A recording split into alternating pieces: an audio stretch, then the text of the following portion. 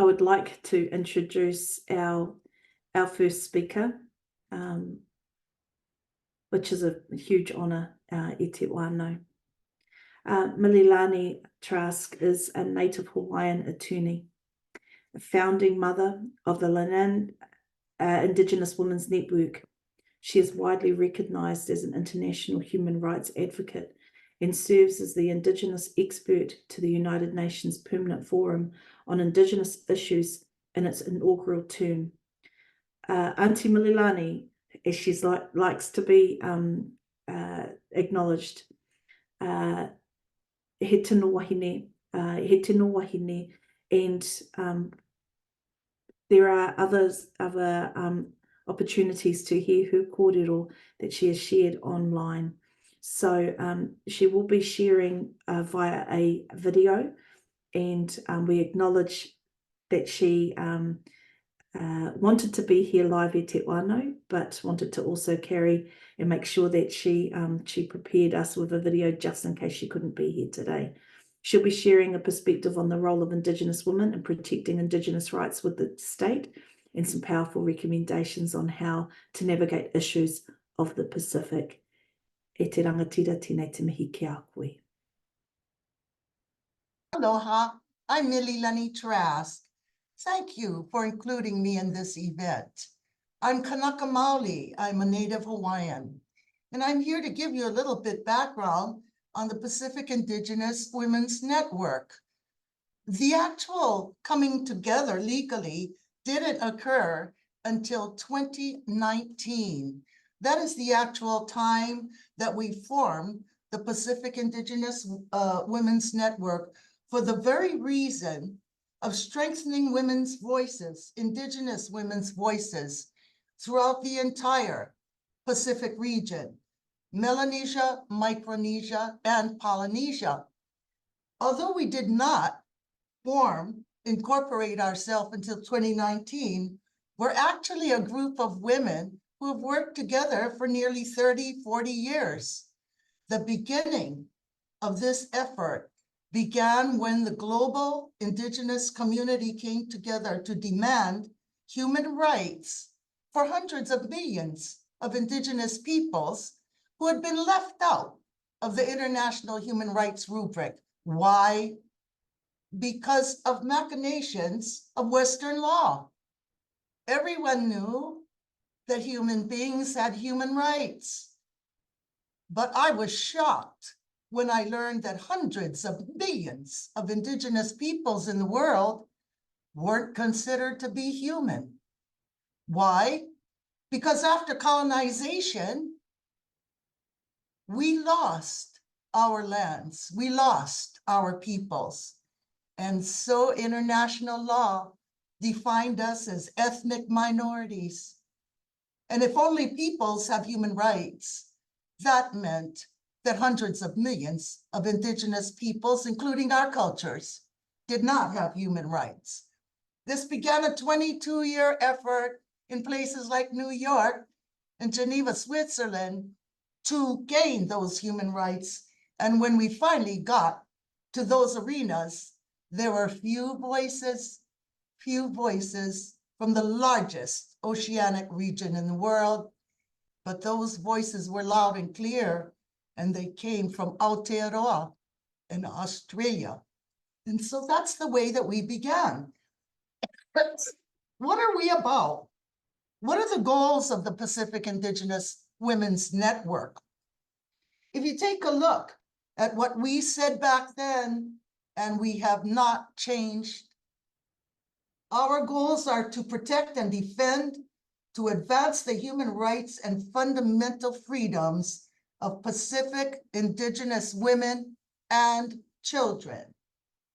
The purpose of our organization is to promote human rights for Pacific Indigenous women, families, and their communities in all areas, and to achieve universal access to human healthcare, human housing, human education, as well as job training and employment, to advocate and to be champions of the principle of gender equity with government, with social, cultural, political, and economic arenas, and to oppose all forms of violence and discrimination against Pacific Indigenous women and children, including trafficking, prostitution, sexual violence, domestic violence, and violence arising out of armed conflict.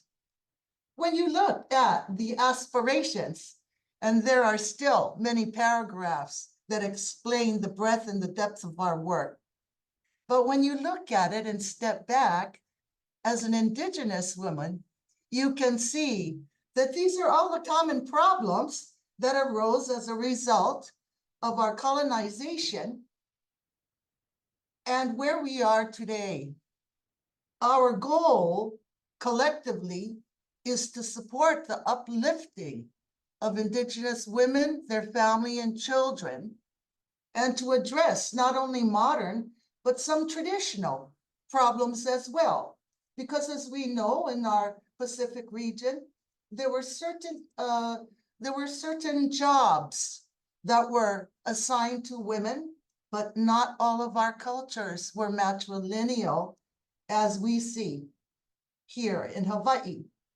When you take a look at the data that we have gathered, and I wanted to point out that although we're a small group, we knew that just the perspectives from our islands wouldn't be truly reflective of the needs of all Pacific women.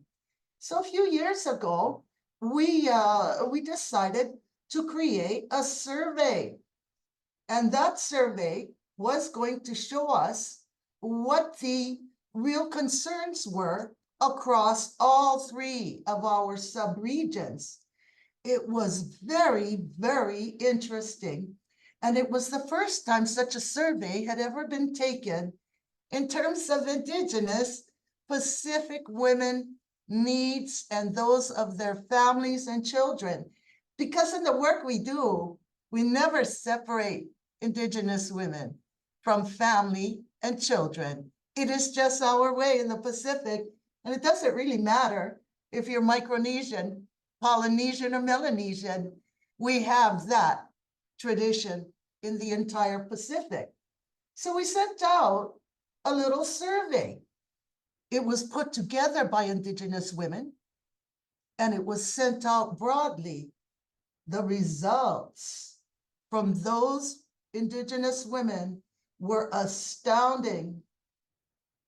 80.6% said that their primary need was to meet their basic human needs: food, shelter, clothing, not political rights. Gender violence, 73% of women responded in our region that gender violence against women, racism and discrimination based on cultural rights, and of course, the issue of environmental justice and militarism. When Indigenous women responded to questions on militarism, they pointed out that we needed to mitigate militarism, roll it back.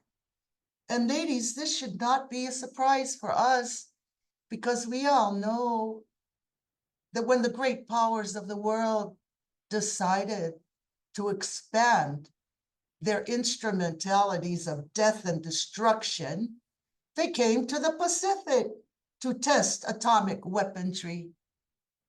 They knew that there would be contamination, but this now is the legacy that we inherit as a region, and our Indigenous sisters are telling us that needs to be a high priority to fight militarism and to stop what it is doing in our various communities. The top 5 priority needs from Indigenous women and our sisters in this region. Number 1, basic human rights needs: access to housing, food, clean water, and education. Number 1.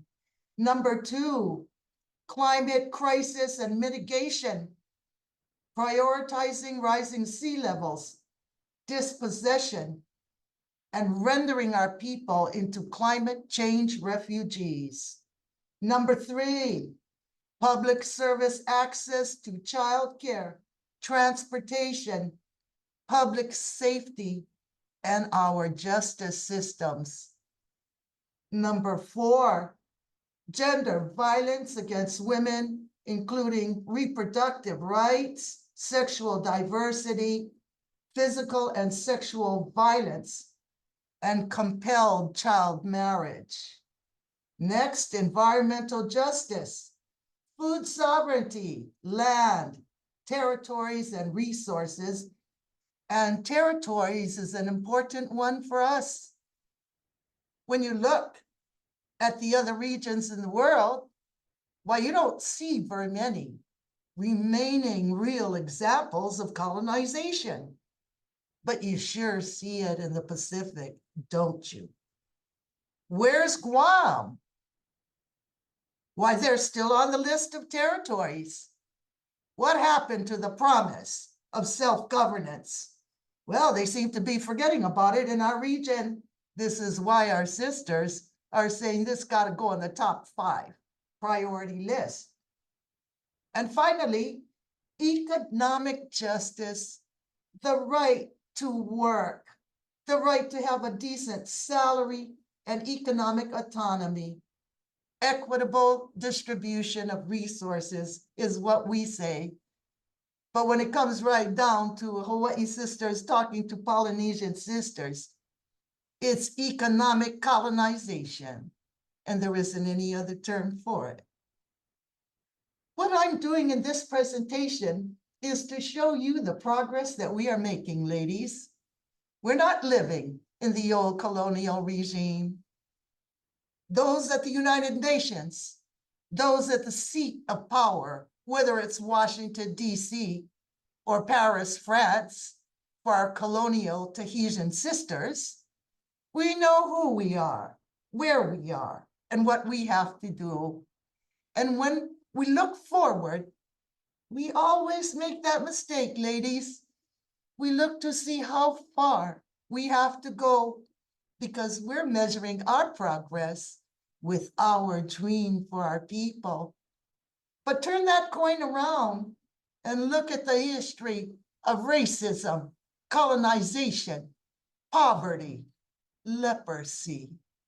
Every potential plague was brought to our lands.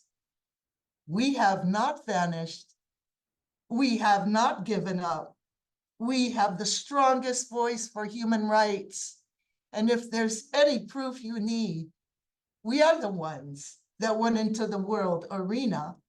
Sisters, people like Auntie Pauline Tangiora.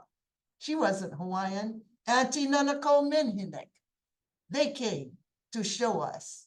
And all of the sisters in the Pacific followed that lead. So don't ever believe that we lag.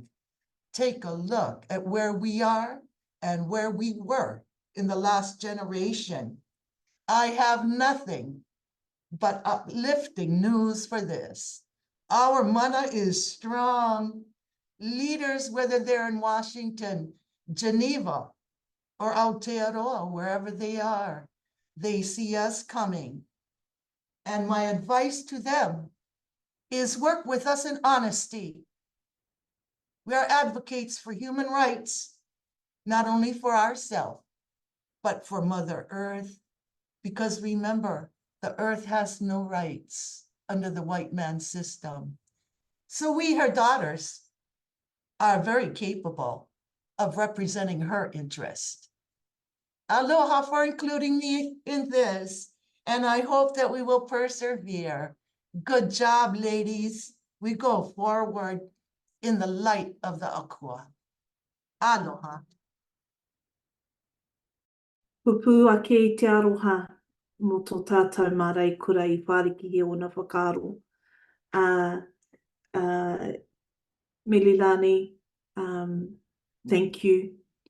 Thank you for your words. Thank you for your power. Thank you for sharing the call, the challenge to all of us as daughters of Mother Earth.